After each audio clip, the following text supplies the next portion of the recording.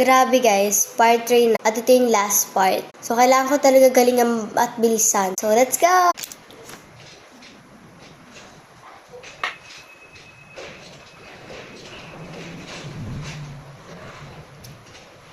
Perfect.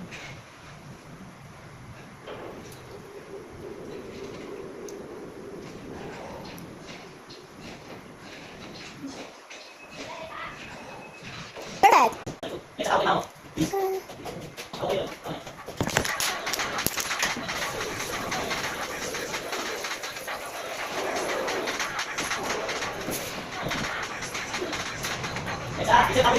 Wait lang guys, tinatawag kami ng mga mama natin. Tinawag kami ni mama. Diba? Tinawag kami ni mama guys. Wala palang pasok! Nasuspend! Makeup pa ako, diba? Nag-effort pa ako.